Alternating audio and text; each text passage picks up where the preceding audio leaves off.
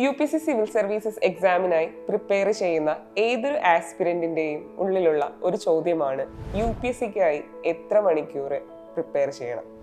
ഒരു ദിവസത്തിൽ എത്ര മണിക്കൂർ പ്രിപ്പയർ ചെയ്താലാണ് ഇത്രയും ടഫായിട്ടുള്ള ഒരു എക്സാമിനേഷൻ ക്രാക്ക് ചെയ്യാൻ സാധിക്കുക? എൻ്റെ 7 years ഓഫ് ടീച്ചിങ് എക്സ്പീരിയൻസിലും ഞാൻ ഏറ്റവും കൂടുതൽ കണ്ടിട്ടുള്ള ക്വസ്റ്റ്യനും ഇതാണ്. ശരിക്കും ഈ ഒരു ക്വസ്റ്റ്യന് കൃത്യമായ ആൻസർ ഉണ്ടോ? ഒന്നിരുന്ന് ചിന്തിച്ചാൽ നിങ്ങൾക്ക് തന്നെ മനസ്സിലാവും അതിന് കൃത്യമായ ഒരു ആൻസർ ഇല്ല. പലപ്പോഴും ഉദ്യോഗാർത്ഥികൾ ഇവിടെ ചെയ്യുന്ന ഒരു തെറ്റെന്ന് പറയുന്നത് പ്രീവിയസ് ഇയറിൽ ടോപ്പറായിട്ടുള്ള ആൾക്കാരുടെ ടൈം ടേബിൾ നോക്കുക എന്നുള്ളതാണ്. ശരിക്കും 800 ഉദ്യോഗാർത്ഥികൾ സിവിൽ സർവീസസിലോട്ട് കയറുന്നുണ്ടെങ്കിൽ ആ 800 ഉദ്യോഗാർത്ഥികളുടെയും സ്റ്റഡി പാറ്റേണും അവർ ഡിവോട്ട് ചെയ്തിട്ടുള്ള ടൈമും ഡിഫറെൻ്റ് ആണ്. എത്ര മണിക്കൂർ സിവിൽ സർവീസസിനായി ആ ഒരു പ്രിപ്പറേഷൻ ഫേസിൽ നമ്മൾ മാറ്റി വെക്കണം എന്നുള്ളത് 2 കാര്യങ്ങളെ ബേസ് ചെയ്തിട്ടാണ്. ഒന്ന്, അത് പേഴ്സൺ ടു പേഴ്സൺ വേരി ചെയ്യും. പലരുടെയും ലേണിംഗ് കപ്പാസിറ്റി ഡിഫറെൻ്റ് ആയിരിക്കും. പലരുടെയും കറണ്ട് നോളജ് ലെവൽ ഡിഫറെൻ്റ് ആയിരിക്കും. അതുപോലെ കൺസിസ്റ്റൻസി ലെവലിലും വേരിയേഷൻസ് ഉണ്ടാവാം.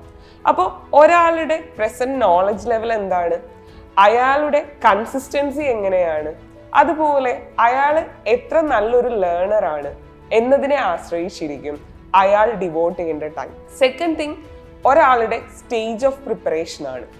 പലരും പല സ്റ്റേജസ് ഓഫ് പ്രിപ്പറേഷനിലായിരിക്കും. ചിലവർ ബിഗിനേഴ്സ് ആയിരിക്കും, മറ്റു ചിലർ ഈ ഒരു ഫീൽഡിൽ 1 or 2 അറ്റംപ്റ്റ് കൊടുത്തവരായിരിക്കാം. അപ്പോൾ ഈ 2 പേരെയും നോക്കുമ്പോൾ അവര് കൊടുക്കേണ്ട ടൈം ഡിഫറെൻ്റ് ആണ്. ഒരു ബിഗിനറിനെ സംബന്ധിച്ച് കൂടുതൽ ടൈം ഇതിനായിട്ട് അലോക്കേറ്റ് ചെയ്യേണ്ടതായിട്ട് വരും.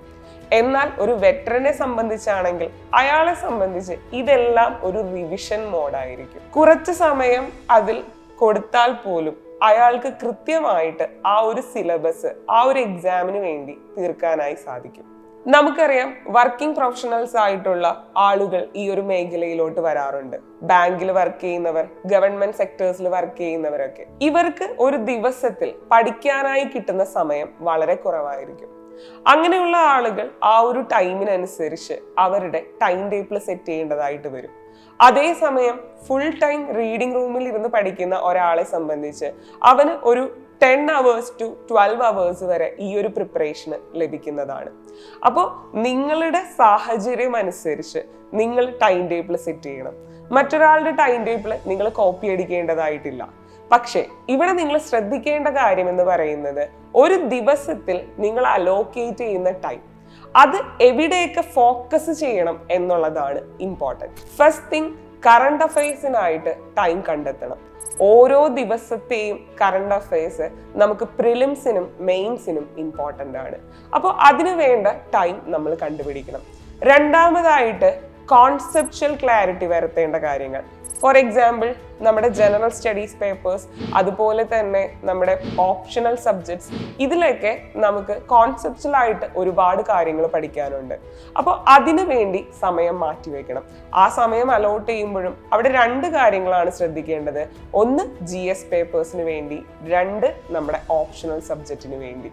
മൂന്നാമതായിട്ട് റൈറ്റിംഗ് പ്രാക്ടീസ്. പലരും ആദ്യഘട്ടത്തിൽ ഒഴിവാക്കുന്ന ഒന്നാണ് മെയിൻസ് റൈറ്റിംഗ് പ്രാക്ടീസ്.